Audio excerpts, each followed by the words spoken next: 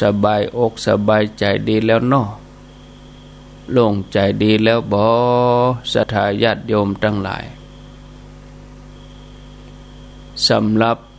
เจ้านี้จะอู้ถึงเรื่องวิธีการสลัดเรื่องไร้สาระออกจากใจแล้วก็เรื่องโรคติดต่อทางอารมณ์ขวายมาแถมน้อยเขาก็ก้อยเอาสาระธรรมะอย่างอื่นเพราะประเดี๋ยวนี้บางท่านบางคนก็ยังบ่ตื่นมาเด้อก็มีศรัทธาญาติโยมเอาเรื่องวิธีสลัดเรื่องไร้สาระออกจากใจเฮาไปก่อนญาติโยมท่านสาธุชนท่านทั้งหลายถึงวันนี้ทุกคนนั้นก็มีนิสัยใจคอที่แตกต่างกันขึ้นอยู่กับภาวะสิ่งแวดล้อมขึ้นอยู่กับการได้รับการอบรมมาครอบครัวที่แตกต่างกันการเรียนรู้ที่แตกต่างกันจนเป็นนิสัยเกิดจากการทำสิ่งใดสิ่งหนึ่งครั้งแล้วครั้งเล่านิสัยนี้จะเกิดขึ้นเองตามสภาวะธรรมชาติเมื่อเกิดขึ้นมันเข้าจนเฮาบ่รู้สึกว่าเป็นสิ่งที่ผิดปกติก็ว่าเป็นสิ่งที่ต้องแก้ไขแต่หารู้ว่านิสัยที่บ่ดีของเฮานี้จะเป็นตัวบั่นทอนพลังชีวิตยะฮือเฮาหมดกำลังใจยะฮือเฮาเป็นคนที่พอโลกในแง่ร้ายฉะนั้นญาติโยมท่านสาธุชนทั้งหลายในที่นี้ชั่วโมงนี้ก็จะจี้ฮือหันถึงนิสัยที่บ่ดีแล้วก็มิจฉาทิฐิที่เฮาควรจะแก้ไขมีสิ่งที่ควรแก้ไขจะได้ก็มีถึงหมดถึงมวลก็9ข้อ10ข้อ10ปลาย12 13ข้อจะมาอู้โดยฉบับย่อให้ญาติโยมทั้งหลายได้ฟังอันที่หนึ่งความคิดที่ว่าเมื่อประสบปัญหาต้องรีบแก้ไขทันทีในช่วงที่ประสบปัญหาที่มารบกวนจิตใจทำให้สับสนอึดอัดเศร้าสลดหดหู่นี่บ่ควรที่จะคบคิดแก้ปัญหาใดๆเพราะยิ่งกึดก็ยิ่งเครียดบางทีก็พอบะหันหนทางก็ว่าถ้ากึดออกมาก็บางทีเป็นกำกึดที่บะแหลมคมต่อใดวิธีแก้ก็ให้หยุดกึดก่อนแล้วก็ทำใจให้สบายปล่อยวางเมื่อจิตใจสงบก็เริ่มแก้ปัญหาแก้ไขปัญหาที่พอจะแก้ไขได้ก่อนปัญหาที่รุนแรงเรื้อรังยากที่จะแก้ไขโดยทันทีก็ก้อยแก้ไขไปกำน้อยเมื่อปัญหาลดน้อยลงไปก็จะยากให้เฮามีกำลังใจนักขึ้นปัญหาที่ยากก็ต้องใช้เวลาต้องใช้ความพยายามอดทนแล้วก็ความต่อเนื่องในการที่จะพิจารณาอาศัยเวลาแล้วแถมอย่างหนึ่งเฮาก็ต้องยอมรับความเป็นจริงทั้งหมดที่ปรากฏชื่อหน้าเฮาคิดถึงเหตุการณ์ที่ร้ายแรงที่สุดที่อาจจะเกิดขึ้นแล้วทำใจยอมรับให้ได้เมื่อนั้นจิตใจจะสงบแล้วก็ในความเป็นจริงมันอาจจะบ่ฮ้อนห้าอย่างใด ที่เฮาเกิดไว้อาจจะบ่หายอย่างอันจะบ่รุนแรงอย่างอันบางทีเฮาเกิดเพื่อไปก่อนจะทำให้เฮายิ่งมีกำลังใจที่จะแก้ไขปัญหาอันที่สองศรัทธาญาติโยมบางครั้งบางทีก็งุดหงิดรำคาญใจกูสิ่งกูอย่างก็คัดหูคัดตาขวางหูขวางตาบ่ได้ดังใจคนที่มีความคิดประเภทนี้จะมีจิตใจที่คับแคบบ่ฮู้จักให้อภัยคนอื่นเอาตัวเองเป็นใหญ่เอาตัวเองเป็นที่ตั้งมักที่จะจี้ถูกจี้ผิดตลอดเวลาน้อยหนึ่งก็บ่ได้น้อยหนึ่งก็บ่ยอมจิตใจก็ฮ้อนอยู่หั่นหาความสุขบ่ได้บ่มีภัยอยากเข้าใกล้หรือว่าอยากทำงานตัวศัตรูก็เต็มไปหมดเลยแวดหน้าแวดหลังสุขภาพเสื่อมโทรมเป็นคนงงกึดนักเป็นคนซึมเศร้าโรคซึมเศร้าโรคภัยรุมเร้าแล้วก็อยู่ที่ไหนก็เครียดตลอดเวลาวิธีแก้ก็รู้จักปล่อยวางเหี่ยพ่องเกิดว่าในโลกนี้บ่มีภัยสมบูรณ์ 100% บ่มีภัยดีหมดบ่มีภัยเลวหมดบ่มีภัยสามารถจะทำตามใจเฮาได้ทุกอย่างเนี่ยอันยังก็ตามเฮออยู่ในระดับพอดีบ่ต้องสมบูรณ์แบบไปเหี่ยหมดก็อย่างอูม่วนจ้าหวานสบายนะบ่ต้องเอาเป็นเอาตายเอาจริงเอาจังไปเหี่ยหมดกูเรื่องอันที่สามบางานเกิดว่าตัวเก่าเนี่ยมีงานล้นมืออันยังก็งานนักปะโทน่ะอันยังก็นักการก็นักต้องเห่งทำจนบ่มีเวลาเป็นของตัวเองคนที่เห่งหีบทำงานหลายๆอย่างแต่บ่สำเร็จสักอย่างงานส่วนใหญ่ก็จะเป็นงานที่บ่มีสาระบ่สำคัญเท่าใดบ่ได้ทำให้ชีวิตนั้นดีขึ้นเพราะการเห่งหีบทำงานนั่นน่ะเวลาจิตจะบ่ว่างท่าทางกิริยาก็ร้อนรนขาดสติสัมปชัญญะขาดความระมัดระวังทำให้บ่ฮู้ตัวว่าตัวเองกำลังทำสิ่งที่ไร้สาระอยู่เมื่อพลังงานส่วนใหญ่บางทีสูญเสียไปกับเรื่องเล็กๆน้อยๆงานที่ออกมาก็ออกมาบ่ดี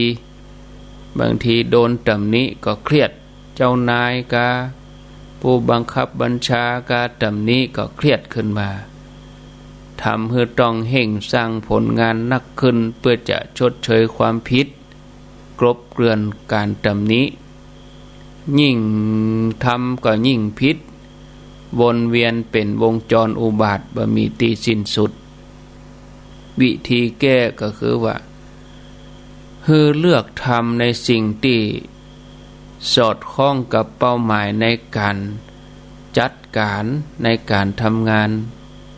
ในชีวิตของเฮาถามตัวเก่าว่า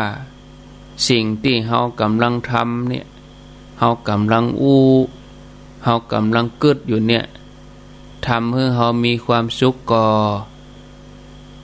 เป็นคนดีนักขึ้นมาก่อมีสติปัญญาเพิ่มขึ้นก่อถ้าบ่มีก็ตัดขว้างเหี้ยอย่างกับการนินทาญาติโยมการนินทาว่าให้อาฆาตพยาบาทหมู่เนี่ย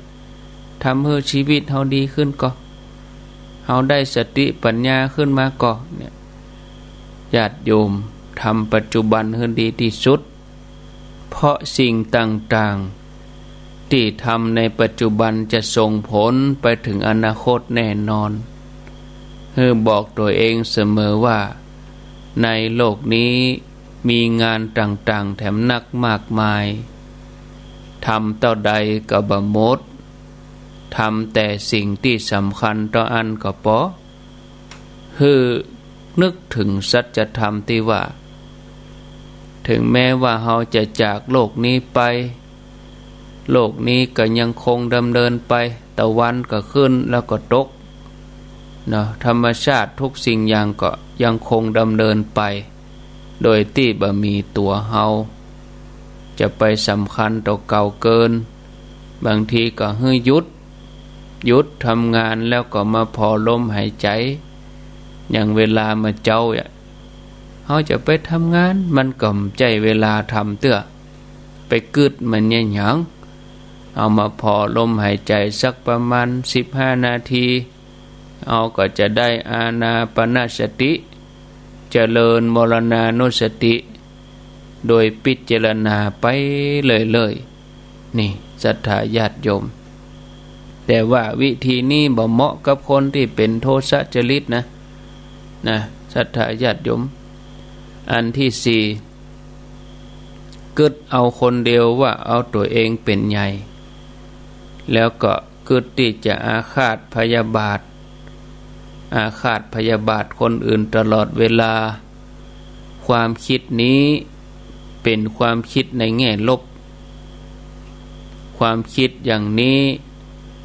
เป็นความคิดที่บั่นทอนพลังชีวิตอย่าให้คนเฮาเป็นคนย้ำคิดย้ำทำเป็นคนที่พอโลกในแง่ร้ายโดยที่บ่ฮู้ตัวบางทีจะจะจาอันยังแววตากิริยาท่าทางแสดงออกมาก็ก้าวร้าวรุนแรงวิธีแก้ก็คือระมัดระวังความคิดในแง่ลบเมื่อมีความคิดหมู่นี้โผล่ขึ้นมาเราบ่ต้องสนใจบ่ต้องกึดต่อเปลี่ยนเรื่องกึดเถอะตันพิจารณาตันมีสติตันแล้วก็เปลี่ยนมากึดในแง่บวกแทนเป็นสิ่งที่บ่ได้เกิดขึ้นตามธรรมชาตินะเราต้องสร้างขึ้นมาแล้วก็ทำใจยอมรับว่ามนุษย์เฮากูคนเนี่ยเฮากูคนเกิดมาพร้อมกับความคิดที่เป็นอกุศลความคิดที่เป็นอกุศลก็คือความอิจฉาริษยาความอาฆาตพยาบาทความมีอัตตาตัวตนแล้วก็ความยึดมั่นถือมั่นอย่างนี้เป็นต้นบ่มีไผที่จะหลีกเลี่ยงได้รวมถึงตัวเฮาตัวกูคนนี่เท่าเทียมกันหมดเฮาก็เลยบ่มีสิทธิ์ที่จะไปตัดสินคนอื่นว่าถูกก็ว่าผิดถ้าว่าเฮายอมรับความเป็นจริงในข้อนี้ได้เฮาจะหูจักให้อภัยคนอื่นตัวเองหูจักสำรวมกำการกระทำประคับประคองความคิดที่ดีให้อยู่ได้เหมือนที่สุดในตัวเฮาอันที่ห้ากึดดูถูกคนอื่นแล้วก็จี้ถูกจี้ผิดตลอดเวลาความคิดหมู่นี้จะทำให้เฮาเป็นคนที่มีใจคับแคบบ่มีเมตตาต่อคนอื่นบัดแต่นั้นก็มีความเครียดเป็นอาจินวิธีแก้ก็คือว่าเอาใจเปิ้นมาใส่ใจตัวเลิกเอาตัวเองเป็นที่ตั้งหัดเข้าใจความคิดอารมณ์ของคนอื่นพ้องว่าเป็นอย่างใดเปิ้นถึงทำอย่างอันเป็นอย่างใดเปิ้นถึงอย่างอี้แล้วถ้าเฮาอยู่ในสถานการณ์เดียวกันอย่างกับเขาเฮาก็อาจจะทำแบบเดียวกันกับเขาก็ได้อันนี้ยอมรับว่าในโลกนี้บ่มีไผกึดเหมือนเฮาการมีกำกึดที่ขัดแย้งมันก็เป็นเรื่องธรรมดาบ่มีไผถูกไผผิดหัดมาฟังกันพ้องฟังนักกว่าสักกรรมเฮาก็จะหู หูกูอย่างรอบด้าน แล้วก็นำไปคิดต่อบ่ต้องหาเหตุผลไปเหียกู้เรื่องพิจารณาอารมณ์ของตัวเองว่าในขณะที่เฮาสุขเฮาทุกข์เฮาเฉยอทุกขมะสุขายะเนี่ยเพื่อเฮาจะยุดความคิดที่มันเป็นบ่อเกิดแห่งอัตตาตัวตนตัวกูของกูไปเหียข้อที่6มีความคิดจะเอาชนะคนอื่นการโต้เถียงเอาชนะผู้อื่นเป็นเพียงเพื่อพิสูจน์ว่าสิ่งที่เฮากึดนั้นถูกต้องอันนี้เป็นการสิ้นเปลืองพลังงานโดยใจเหตุแล้วก็เป็นการสร้างศัตรูโดยที่เฮาบ่ฮู้ตัววิธีแก้เต้าที่จำเป็นแต่สิ่งที่สร้างสรรค์และเป็นประโยชน์หูจักปล่อยวางเหี่ยพ่องหัดฟังนักกว่าเอาใจเขามาใส่ใจเฮาพยายามประคับประคองจิตใจให้ผ่องใสอยู่เสมอหลีกเลี่ยงการโต้เถียงกันได้นักที่สุดเท่าที่จะนักได้ข้อที่7บางทีก็มีความคิดทวงบุญคุณจากคนอื่นการทวงบุญคุณจะทำให้เป็นคนที่มีจิตใจคับแคบเต็มไปด้วยความอึดอัดบ่พอใจลังเลสงสัยจิตนั้นก็จะสกปรกขุ่นมัวเพราะเป็นการทำความดีเพื่อหวังผลตอบแทนวิธีแก้ก็คือว่าเพื่อช่วยเหลือเกื้อกูลด้วยเมตตาโดยที่บ่คำนึงถึงว่าผู้ฮือในที่นี้ญาติโยมก็คือตัวเฮานั่นนะควรฮือเพราะพยายามอยากช่วยบ่ต้องมีเขามีเฮาช่วยเหลือศรัทธาญาติโยมคนไหนพอช่วยได้บ่ต้องจำกัดที่ช่วยเพราะเป็นญาติเฮาที่ช่วยเพราะเขาทำดีกับเฮานะช่วยแล้วก็พิจารณานะอันที่8กึดกังวลในสิ่งที่ยังมาบ่ถึงวิตกกังวลกับสิ่งที่ยังมาบ่ถึงก็จะทำให้จิตใจว้าวุ่นสับสนเต็มไปด้วยความหวาดกลัวจิตใจบางทีก็ล่องลอยไปบางคนก็ละเมอบางคนก็เผลอสติไปใจลอยไปบ่อยู่กับที่บ่อยู่กับตัวบ่อยู่กับปัจจุบันอันนี้วิธีแก้ก็คือว่าหูตัวตลอดเวลาว่าตัวเองกำลังทำอะไรอย่างอยู่ทำแล้วเกิดผลอะไรอย่างทำวันนี้ให้ดีที่สุดกึดที่จะเกลียดจะโคตรภัยความเกลียดความโกรธความรำคาญความบ่ชอบที่เคยทำมือเฮาเจ็บช้ำน้ำใจอันนี้มันก็เป็นนิสัยที่เกิดขึ้นกับมนุษย์เฮาทุกคนเนาะแต่เมื่อมีความคิดหมู่นี้พุทธขึ้นมาในใจเฮาก็ควรที่จะระมัดระวังบัดแสดงออกมาทางสีหน้าทางแววตาน้ำเสียงการกระทำนอกจากนั้นเฮาควรจะพอคนเหล่านี้ในแง่บวกก็คือว่าคนที่มาตำหนิเฮานั้นเปิ้นกำลังสอนเฮารู้จักทำงานดีขึ้นมาแถมน้อยเปิ้นสอนเฮาให้รู้จักทำงานรอบคอบแถมน้อยเปิ้นสอนเฮาให้รู้จักระเบียบนักขึ้นแถมน้อยก็ว่ามีคนนินทาว่าให้อาจจะกำลังสอนเฮาให้รู้จักวางตัวเต้าที่จำเป็นเพราะเขาฮู้เรื่องของเฮาหมดถึงเอาไปกันจนม่วนปากอย่างนี้เป็นต้นข้อที่9เกิดน้อยใจในโจกชะตาตัวเก่าการเกิดน้อยใจในโจกชะตาตัวเก่านั้นอย่างว่าเฮายังเกิดมาทุกข์เฮายังมามีรูปร่างบ่ดีหน้าตาบ่สวยบ่หล่อเฮาเป็นได้อย่างมาอาภัพเรียนหนังสือบ่เก่งทำมาหยังสู้เขาบ่ได้อย่างหมู่นี้คือน้อยใจในโจกชะตาตัวเอง การเกิดอย่างอี้นี่นอกจากจะเป็นการบั่นทอนกำลังใจตัวเองแล้วก็ยังทำให้ชีวิตจมปักบักก้าวหน้าไปไหนมัวแต่ย้ำคิดย้ำทำแต่สิ่งเก่าๆเดิมๆวิธีแก้พอใจในสิ่งที่ตัวเก่ามียินดีในสิ่งที่ตัวเองได้บ่ดีไปเปรียบเทียบกับไผนึกจำสิ่งดีๆที่เฮาทำกับคนอื่นๆหูจักยอมรับตัวเองว่าคนเฮามีตึงจุดเด่นจุดด้อยพัฒนาแล้วก็ใจจุดเด่นของเฮานั่นมาเป็นประโยชน์ปรับปรุงจุดด้อยหาสิ่งอื่นมาทดแทนเรียนรู้ประสบการณ์ต่างๆในชีวิตลืมอดีตที่ขมขื่นเพื่อทำปัจจุบันให้ดีที่สุดกึดในแง่บวกพยายามประคับประคองใจให้ผ่องใสอยู่ตลอดเวลาข้อที่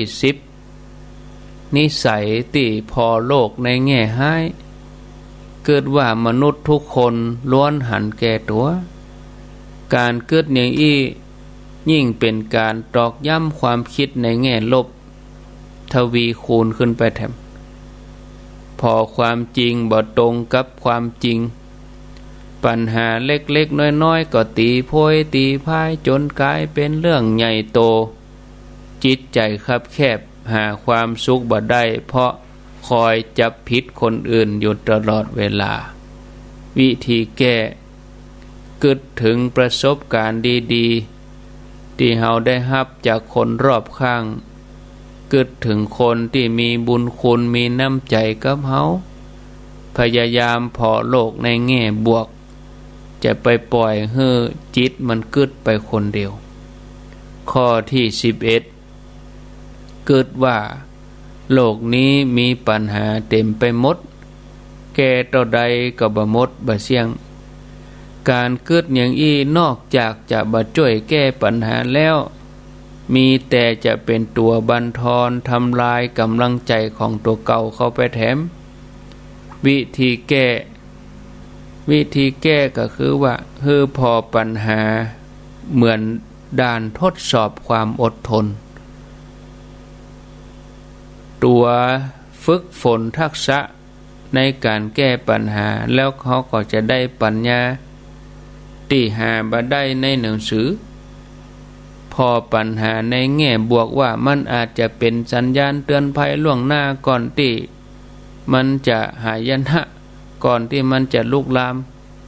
ก่อนสิ่งที่บ่ดีจะเกิดขึ้นปัญหาที่ทำมือเฮาหันข้อบกพร่องที่เฮาอาจจะมองข้ามไปปัญหาเป็นเรื่องธรรมชาติที่มนุษย์เฮาทุกคนต้องประสบอันไหนพอแก้ได้ก็ทำไปก่อนกึดในแง่บวกตั้งจิตว่าประคับประคองใจให้สะอาดอยู่ตลอดเวลาประการที่12บางทีเกิดว่าเฮาเก่งกว่าคนอื่นฉลาดกว่าคนอื่นหรือว่า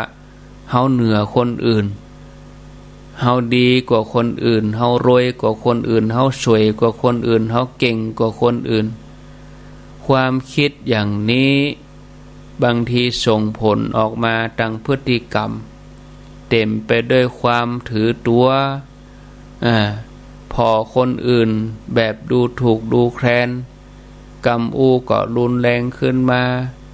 คนรอบข้างก็จะรังเกียจมันไส้อิจฉาริษยาเป็นการสร้างศัตรูโดยที่บ่ฮู้ตัววิธีแก้ไขก็ให้ระมัดระวังความคิดระมัดระวังกรรมอูการกระทำต้องมีสติฮู้ตัวอยู่ตลอดเวลาบางทีก็พอตัวเก่าเลิกเปรียบเทียบคนอื่นนะอันที่13ก็คือบางทีอันนี้ข้อสุดท้ายแล้วเนาะข้อสุดท้ายนี่บางทีก็ชอบด่าเน็บแนมประชดประชันวิพากษ์วิจารณ์คนนั้นคนนี้คนนั้นเป็นอย่างนั้นคนนี้เป็นอย่างอี้เน็บแนมนะหันคนอื่นเปิ้นทำดีแล้วก็เป็นที่ว่าบ่สบายใจบ่ม่วนนะ อันนี้เป็นอกุศลบางทีถ้าเกิดก็เป็นอกุศลตั้งใจถ้าออกปากมาก็เป็นอกุศลตั้งวาจาบางทีอู้ไปว่าไปก็สร้างความเจ็บช้ำน้ำใจให้กับคนอื่นเขาบางทีก็เป็นการสร้างศัตรูโดยที่บ่ตั้งใจนอกจากนั้นความคิดหมู่นี้ก็ยังเป็นที่มาของความโกรธความเกลียดเนาะแล้วก็เป็นที่บ่ไว้เนื้อเชื่อใจของคนทั้งหลายแถมด้วยวิธีแก้ก็คือกึดก่อนอู้บ่ต้องอู้ทุกอย่างที่กึดถ้าอู้แล้วมันบ่สร้างสรรค์ถ้าอู้แล้วบ่ทำให้คนได้สามัคคีกันเฮาก็นิ่งเหี้ยบ่อู้ละเอาใจเขามาใส่ใจเฮาในโลกนี้บ่มีภัยถูกชมบ่มีตลอดในโลกนี้บ่มีภัยที่บ่โดนถูกวิจารณ์แม้แต่ตัวเฮาเองญาติโยมท่านทั้งหลายอันนี้ก็ฝากสำหรับเรื่องราวเนี่ยจะได้ถึงจะสลัดความบดีออกจากใจเฮาแล้วกำเดียวช่วงที่สองนี่ก็จะอู้ถึงเรื่องโลกติดต่อทางอารมณ์เป็นโลกอันหยังญาติโยมว่าญาติโยมฮู้ก็ว่าอารมณ์ของคนเฮานี่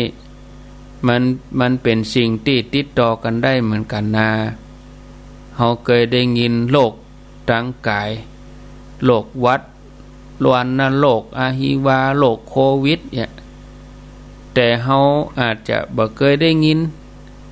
นะโลกทางอารมณ์คนเฮาที่มันติดต่อกันได้โดยเฉพาะอารมณ์ร้ายอารมณ์ที่มันเป็นพิษบางทีก็แพร่ขยายได้โวยบางทีก็โวยยิ่งกว่าเชื้อโรคทางกายสิ่งที่ร้ายกว่านั้นก็คือการแพร่ขยายของอารมณ์ที่บดีทั้งหลายสามารถส่งผ่านคนหนึ่งไปแถมคนโดยที่บ่จำเป็นต้องรู้จักกันก็ได้กำเดียวเอามาอู้ให้ญาติโยมเขาฟังเนาะพอเวลาตอนนี้3:42 นาทีตี3:42 นาทีเปลี่ยนบรรยากาศเสียพ่องเนาะญาติโยมเนาะเปลี่ยนบรรยากาศเสียพ่องไผลุกแล้วกันนี่ก็ว่าบ่ลูกเตื้อก็บ่เป็นหยังนอนฟังก็รับต่อได้ไม่มีปัญหาถ้าลูกมาก็เปลี่ยนบรรยากาศเนาะญาติโยมทั้งหลายโทรมาหากันบางทีก็เปลี่ยนบรรยากาศวันนี้อาจจะแปลกหูแปลกใจว่าเป็นอย่างใดอาตมาวันเสาร์กูเตื้อนี่จะมาวันติดวันจันทร์วันการวันพุธเนาะวันนี้มาวันเสาร์ก็มาแทนตุลุงยองบ่เดนี้ก็ลงดอยมาละเพราะว่าที่วัดเปิ้นมีงานวันนี้มีหลายที่เนยญาติโยมเนยอยู่ทางในเวียงกะตักบาตรเทโวที่วัดฝ่ายหินวัดเกตกะลามวัดพระธาตุดอยสะเก็ดหลายที่หลายแห่งวัดดอยสัปปัญญูแม่วางตังยังคามเพกะวัดม่อนปูอินโดยหล่อเขาก็มีที่วัดพระธาตุดอยน้อยแล้วก็พระธาตุเจ้าศรีจอมทองแล้วก็พระบาทตากผ้าเนาะก็มีหลายที่หลายแห่งนะญาติโยมทั้งหลายบางทีก็อาตมาก็บ่ได้จำแล้วก็บางทีก็บ่มีข้อมูลเอาเท่าที่พอจะคิดได้นี่นะก็เชิญชวนเด้อญาติโยมโดยสะเก็ดก็ที่วัดพระธาตุโดยสะเก็ดอันนี้งามอันนี้เป็นบันไดลงมาจากดอยน้อยก็เหมือนกันฝ่ายหินก็เหมือนเดียวกันนะคนนักคนหลายก็ไปใส่บาตรทำบุญกันเด้อเจริญพร เจ้ากลับไป สาเจ้าท่านพระครูเจ้าโอ้แม่ใช้พินโลนี่เจ้าท่านพระอาจารย์บรรยายธรรมะเจ้านี่แม่ม่วนใจแม่จึงใจแม่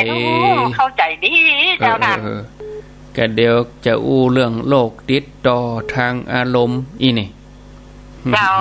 แม่ว่าอยู่พระโดยท่านนะกับแม่ก็ฮับก้อนม่วนอกม่วนใจ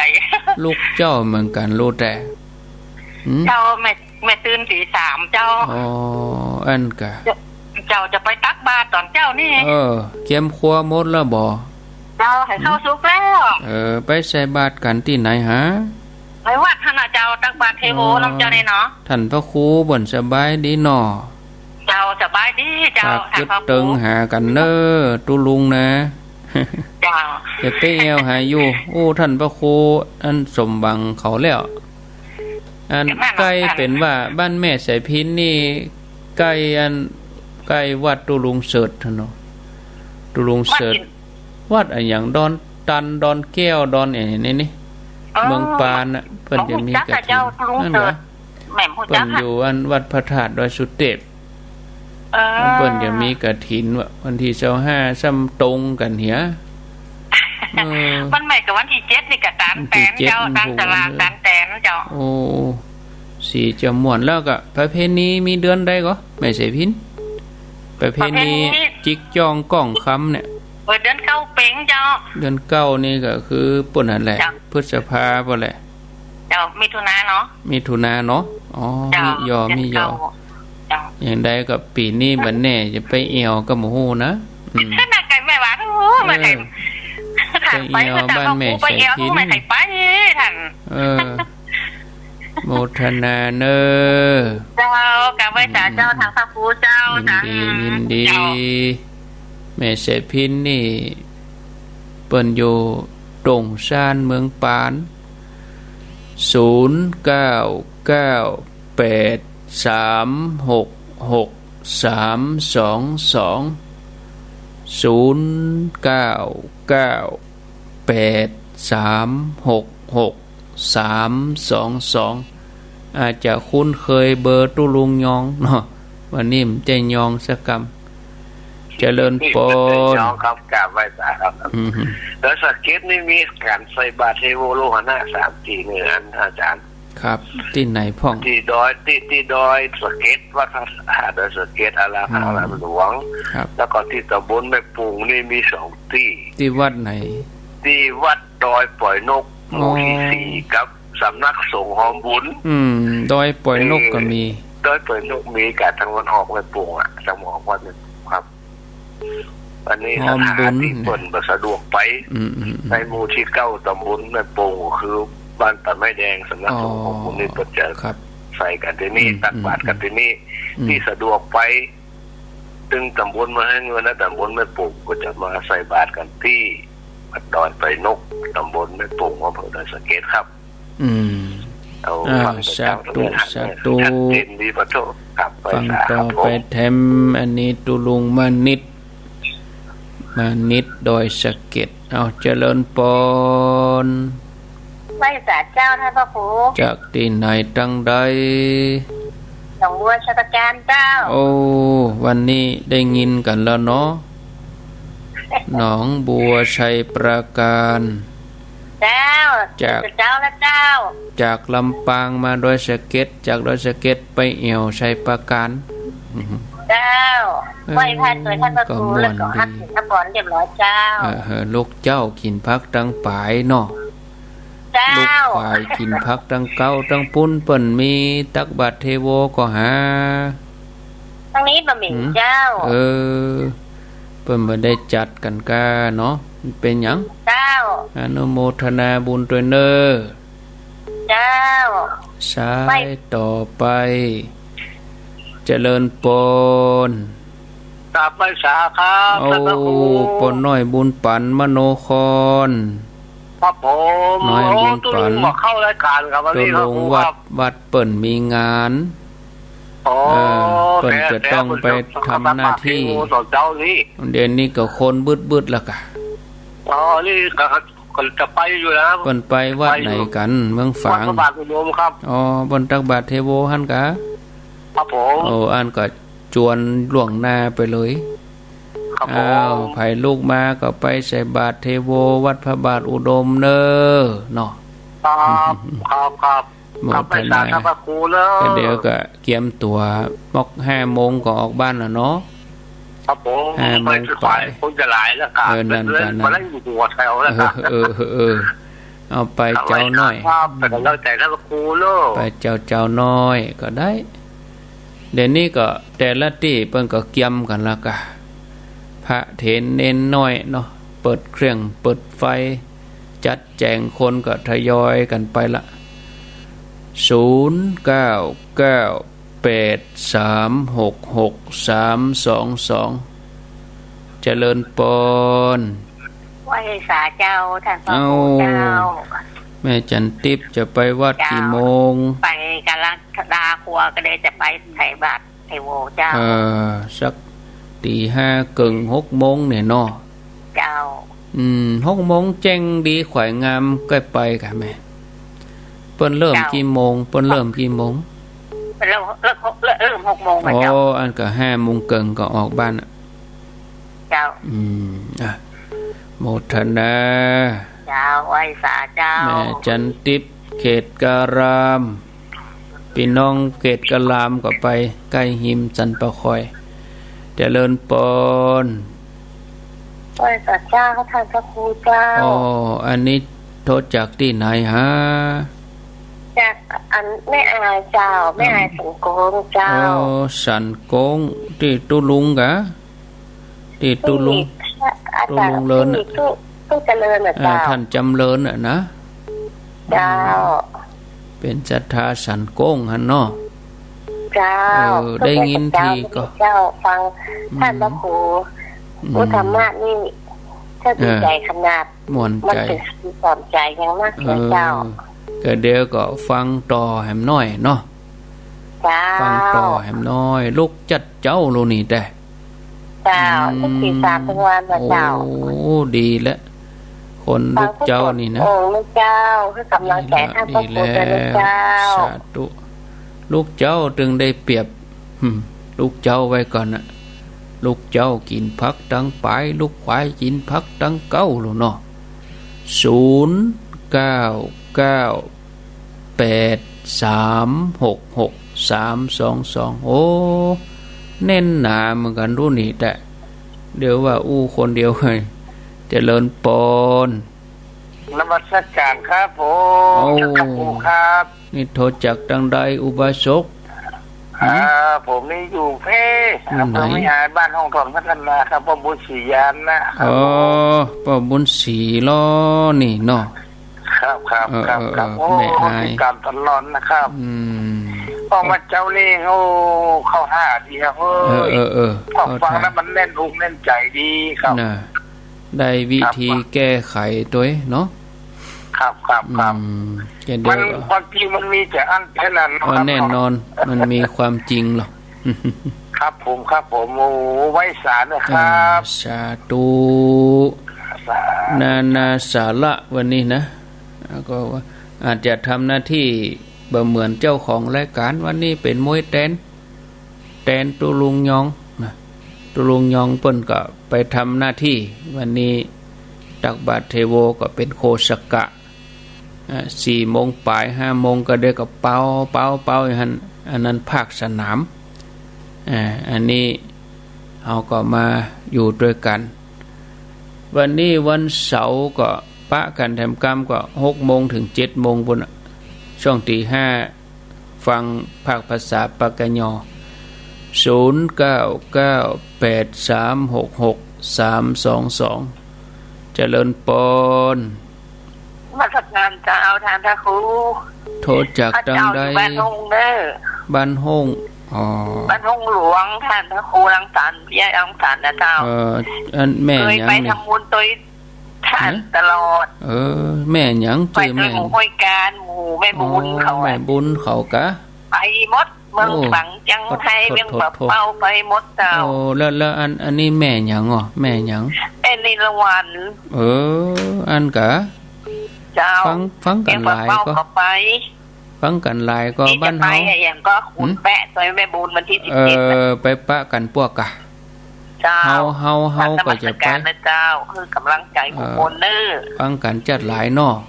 ฟังตึงวันฟังตึงวันแต่ไม่ได้โชว์จนแต่กระโทรบัตรตันเขาได้ยิน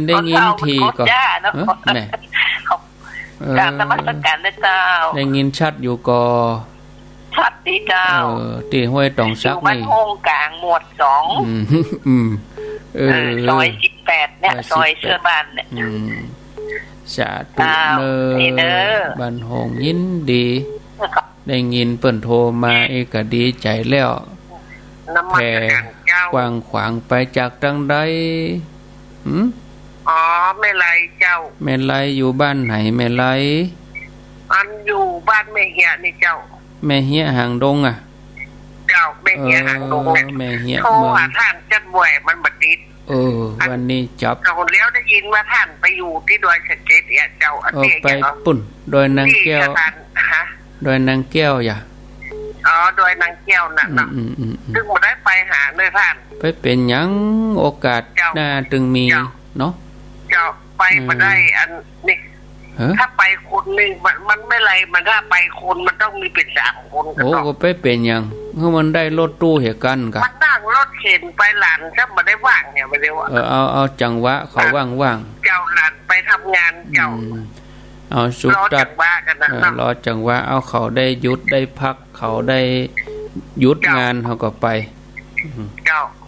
เอาเป็นยังมีบากแน่นมีบากหนาอยู่ในใจมีบากนี่คะแนนอยู่บ้านก็ฟังวิทยุก็ได้บุญอยู่เจ้าฟังเอาวิทยุน่ะเอาวิทยุมาท่านไปอยู่ตังดอยสะเก็ดตังอย่างก็ดอยนางแก้วอ่ะนั่นกะข้าไปหันวัดข้าไปให้หันจะไปหากันอยู่แฮม3 4เตื้อก่อนโทโอ้เจ้าจะไปแฮมอยู่โอ้ก่อยไปกันเด้อแม่ไรเด้อเจ้าถ้ารอให้ลูกให้หลานว่างนั่นกะรอให้เขาหยุดงานกันเดียวคนเดียวก็บ่ได้เนาะต้องดูแลมือมีเบื้องเดียวต้องมีคนดูแลแข่งกับมีเบื้องเดียวเนาะนั่งรถเข็นกะเจ้านั่งรถเข็นน่ะเป็นยังต้องรอให้ลูกให้หลานยุ่งไปกันน่ะเป็นยังฟังวิทยุว่าจะไปแล้วกลับมาซับมันน้ำท่วมตังกว่าที่ถนนบดีถนนเสียใจพอบดีว่าท่านจะหาไปแปลงวัดไหนเนาะดีแล้วเดี๋ยวนี้ท่วมบ่เหมือนถนนยังเปิ้นแปลงเปิ้นแปลงดีประมาณ 60% ละเจ้าแล้วก็ติดตามฟังเหมือนกันนะท่านไปเมืองฝั่งไปวัดไปหมดเนาะฟังหมดพอสบาเนาะติดตามหมดเนาะทั้งหมดเจ้าไม่ไรเป็นคนเมืองฝั่งเราบ้านแม่ค่ะมันไม่กันเดือนนี้หมู่เมืองฝั่งเขาก็ฟังหั่นโดแม่ไรน้ำสกุลหยังพี่ลุงเจ้าเมืองแม่อยู่แม่ค่ากะอยู่บ้านแม่ค่าเดี๋ยวนี้หมู่เมืองฝั่งเขาก็ฟังหั่นกาเดี๋ยวนี้เจ้าเดี๋ยวนี้ออกแถวเมืองฝั่งพุ่นนะแม่อู้นี่ออกแถวเมืองฝั่งออกพวกกะพี่น้องก็ได้ยินอยู่กะถ้าเขาฟังนะเจ้าแล้ววัดอุดมมงคลน่ะวัดไม่ไรเขาอยู่ฮะแต่ก่อนอันน่ะดีแล้วเนาะออกเมืองลูกมาอยู่เชียงใหม่กันเลยตัวลูกมาออกเมืองฝางมากี่ปีแล้วมาได้30 กว่าปีแล้วเจ้าโอ้โธ่พี่น้องทั้งปุ่นมีไผพ่องเดี๋ยวนี้ยังติดต่อกันอยู่บ้านแม่ค่ะอันดาค่าถึงบ้านน่ะเจ้าเขาก็ฟังอยู่เนี่ยกะเจ้าดีแล้วเด้อบ้านอันนี้เขียนว่าบ้านสีดงเย็นบ้านใช้ประกันก็มีนะก็แม่นหมดแล้วกะเขาก็ฟังวิทยุเนี่ยกะมันมีวิทยุนี่มันดีนะเอิ้นหากันก็ได้นะเจ้าพี่น้องเฮาเตือเฮามีพี่น้องทั้งปุ่นเปิ้นอยู่บ้านไหนบ้านนั้นบ้านนี้เฮานึกออกบ่ดอกเจ้าก็ม่วนไปอย่างนั้นเนาะเจ้ายินดีมีท่านเหมือนกันน่ะไปเป็นยังก็ฟังถึงวันนะกะฟังกันถึงวันออกะเนาะเจ้าเนี้ยอันรบกวนมือแล้วเนาะก็เดี๋ยวคนอื่นเพิ่นจะโทรมาหมดละสาธุเจริญปนเจ้าจากที่ไหนนี่จากเจียโฮมเจ้า แจ่โฮมลำปาง เจ้า ฟังชัดดีกะแจ่โฮม เจ้าฟังสัตว์ดี ชัดเจนดีลูกเจ้าเหมือนกันเนาะฮะ ลูกอยู่เจ้าอยู่ที่นอนเนี่ย แล้วก็อันทั้งปุ่นเปิ้นมีตักบาตรเทโวกะหยังกะก็มีก็แม่ มีเจ้ามีตักคนเนี่ยเจ้าเนี่ย อ๋อ อยู่ โอ้ดีแล้วกะตักบาตรเทโววันนี้นะ เจ้าเจ้าเนี่ย มันเจ้านี่นะ เจ้าเนี่ย เจ้าเนี่ยเนาะโมทนาเนอสาธุเอาตีสี่แล้วเนาะก็เดี๋ยวฮับเพิ่นได้โหล12สายเจริญปนตีสี่แล้วนี่ ครับไว้สาท่านพระครู โอ้พ่อบุญตันกะ ฟังกันนั่นเนอะ พ่อบุญตันป่าไร่ ฟังมารับ สามยอดพันเรือน วันนี้เขาบอกเข้าใจดีนะท่าน โอ้โหวันนี้เจ้านี่จะไปใส่บาตรทั้งใดเทโวทั้งใด วันนี้ ลายปุ่นมีกะลายปุ่น มันมีครับ ก็เปาะพระบาทก็ไก่ล่ำเนาะ ครับพระบาทกระไก่ เป็นยังเอาฟังวิทยุเป็นกู้กันนี่ ครับ เนาะโมทนา พระเจ้านี่เข้าใจดีนะท่านเนอะ เดี๋ยวฟังกันต่อไปแถม ครับกำลังใจนะท่านเนอะ เน้นเขาตีละกังนะฮันก็เดินเน้นเขาก็จะไปกลุ่มเข้ากลุ่มบาทแล้วก็จะไปโดยน้อยเน้นเขาไปยกวัดเหลือแต่มาเฝ้าวัดตนเดียว เฝ้าวัดวันนี้เฝ้าวัดคือเน้น0998366322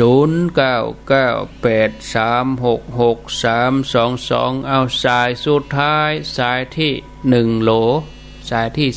12โอ้ก็มีสายนักเหมือนกันดอมีสายนักคนก็ฟังกันนักเหมือนกันล้อนี่เจริญปน เจ้า จากทางใดโทษจากไหนฮะ ฮะ ฮะอยู่ไหน โยมอยู่ไหนโยมอยู่บ้านหนองแยงไงเจ้า หนองแยงดอยสะเก็ดสันทรายกะ หนองแยงสันทรายก็ อ๋อหนองแยงสันทราย จะไปใส่บาตรเจ้า ไว้ใส่บาตรที่ไหนฮะ ใส่บาตรวัดหนองแยงเจ้า โอ้วันนี้หนองแยงก็มีนอ เจ้ามี พระ เจ้า พระกี่ลูก พระ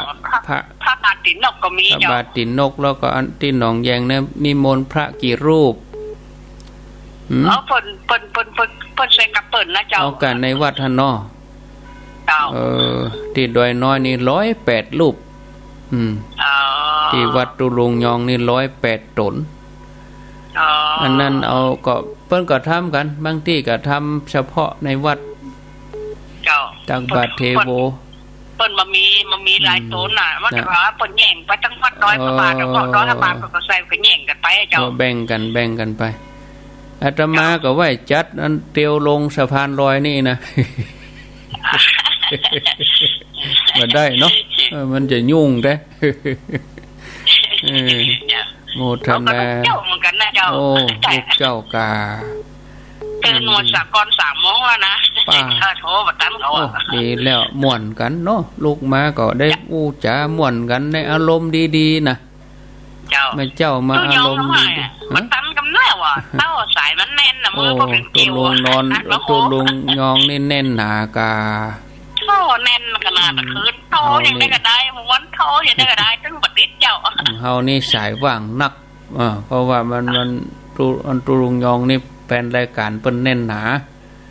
เจ้าเฮานี่ก็เมินๆให้ก็มาเนาะเจ้ายินดีเนอเจ้าน้องแยงว่าอินดูเพิ่นอินดูเนาะนี่เนาะอินดูมาเหกรรมเจริญปนบุญมายุนไปสาเจ้าค่ะพระครูอยู่ทางใดอุบาสิกาอยู่ป่าคอยใต้เจ้าใกล้บ้านน้องใหม่เนี่ยค่ะป่าคอยใต้อีเนาะเจ้ายายแดงที่ถวายหนังสือได้แล้วลูกหนังสือเอามาอ่านก็ดีลูกเข้าถ่าดีลูกเจ้าหนังสือ9วันนั้นเนาะแม่แดงยายแดงกะจ ช่แกงดอกตะล่อมนั่นเนาะตะล่อมบานไม่รู้โรยเนาะยาวคนเฒ่าอายุต่อใดแม่แดง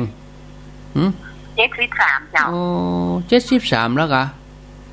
ยาวฟังเสียงมันหนุ่มอยู่เนาะอายุ73เจ้าถึงว่าน่ะเจ้าไปขายข้าวนึ่งข้าวสารเนี่ยเก่งเจ้าน่ะดีนะโอ้มันโลขยันหาโลสู้เนาะสู้ชีวิตเนาะสู้ชีวิตไปดินดนต่อเจ้ากันแรงอ่ะไปขายอ่ะดีแล้วกะโทษประกอบห่อของข้าวนึ่งข้าวสารเนี่ยกะสัมมาอาชีพเนาะทำด้วยลูกด้วยหลานไปนะลูกเจ้าอย่างเงี้ยดีแล้วเจ้าพอแล้วยายไปที่วัดจอมตองเนาะพระธาตุจอมตองเพราะว่าลูกเขยเพิ่นมีร้านสังฆทานน่ะเกียงไก่น่ะหน้าหั่นกะหน้าวัดหั่นกะเจ้าร้านเกียงไก่น่ะเป็นอ้ายของลูกเขยเป็นคนศรีสะเกษอันหน้าวัดพระธาตุจอมตองนี่กะเกลียงไกลเหรียญทองแว่พระวัดพระธาตุดอยน้อยแม่หมอหูว่าวัดท่านอยู่ตรงใดก่ออยู่ที่เนี่ยที่เลี้ยวที่สะพานลอยนี่กะตึงมีสะพานลอยเดียวเท่านั้นสะพานลอยดอยลอว้าวเลี้ยวซ้ายกับเลี้ยวซ้ายเข้าที่ทางนั้นโลตัสเซเว่นนี่กะปากทางมีเนี่ยกะเดี๋ยวทางซ้ายถ้าเฮาไปทางใต้ก็มีซ้ายถ้าเฮาจะไปในเวียงก็ต้องไปกลับรถมาถ้าเฮาลูกเวียงมานี่บ่ต้องกลับมีซ้ายมือหันสะพานลอยก็เร็วเลยของมาขายเอาเครื่องสังฆทานข้าวทานอะไรอย่างมาขายบ้านโดยบ่ได้ดีแล้วค่ะขายเล็กๆน้อยๆเนาะดีละประกอบสัมมาอาชีพถ้าไปกันนี้จะไปแหวะท่านเด้อโมทนาเอาละสายสุดท้ายที่อันดอกตะล้อมแม่แดงป่าคอยใต้สายสุดท้ายทวนสายเหียก่อนเนาะทวนสายเหียก่อนสายที่1แม่เสพินเดียวถ้าได้รอบ2ก็โทรมาหำกำเด้อรอบ2ก่อนจะหมดเวลาช่วงตี4ปลายแก่ๆพุ่นนะมาเปลี่ยนบรรยากาศกำเองอะเนาะแม่สายพินบ้านตรงซานเมืองปานตัวลุงเสิร์ชก็อยู่เมืองปานลำปางเมืองปานอำเภอเมืองปานสายที่2ตัวลุงมณิตสายที่3หนองบัวชัยประการสายที่4ปอน้อยบุญปันสายที่5แม่จันทิพย์เกตกะลามสายที่6แม่อายสันโกงสายที่7ป่อบุญศรียานะแม่อายเหมือนกันสายที่8บ้านหงหลวงสายที่9แม่ไหลหางดงแม่เฮียนี่ที่จริงแม่เฮียนี่เป็นอำเภอเมืองนะแต่เฮาก็จังว่าแม่เฮียหางดงเนาะสายที่10แจ้โฮมลำปางสายที่11ป่อบุญตันปะไหลป่าช้าง3ยอดบ้านเรือนนี่สายที่12ก็หนองแยงสันทรายสายที่13สุดท้ายก็ป่าควายใต้ป่าควายใต้ก็ใกล้บ้านยมพิสมัยกำเดียวเฮามาฟังกันต่อเนาะพ่อแม่ศรัทธาตอนนี้ก็ขอได้พักยั้งฉันน้ำกำเดียวก่อนฟังไหลนี้ไปไหนเตือนเนอกะเดียวก้อยมาปะกันเนอญาติโยมฟังไหลไปทางใดเตื้อเดียวปีกมาปะกันแถมชั่วโมงสุดท้ายบัดเดี๋ยวนี้ตี4กับ10นาทีพักสัก 3-4 นาทีไปเติมน้ำอุ่นเดินไปเดินมากะเดียวปีกมาปะกันเจริญพร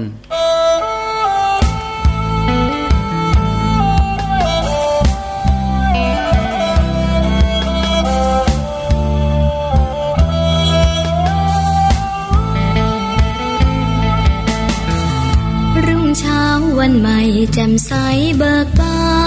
นออกรับการงานพบผ่านแต่ความสุขสันต์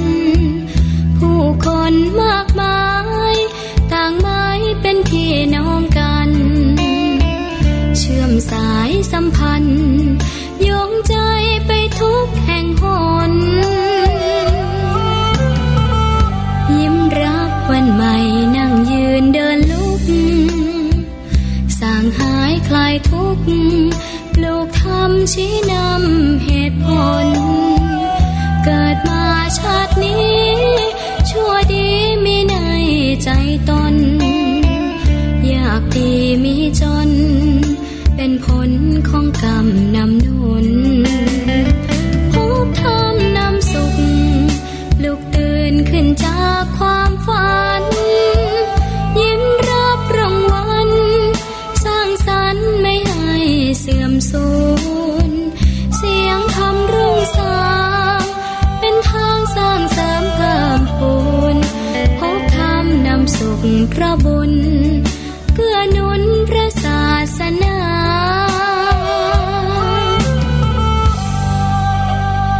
พบธรรมนำสุขลุกตื่นจากความหลับไหลด้วยกำลังใจใช้ธรรมชี้นำส่องทางตามรอยพระบาทประกาศก้องในโลกกว้างเดินตามทางสายกลางรู้จักปล่อยวางสู่ทางหลุดพ้น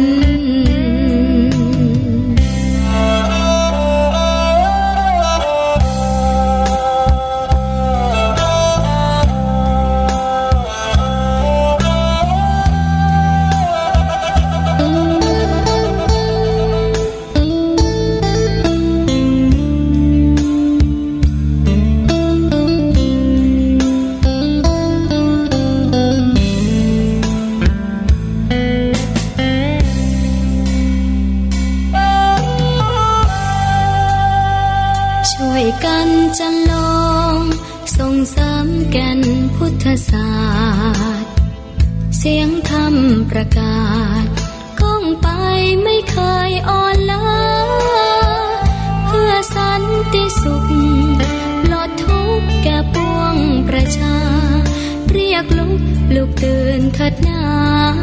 ตื่นมาพบธรรมนำสุข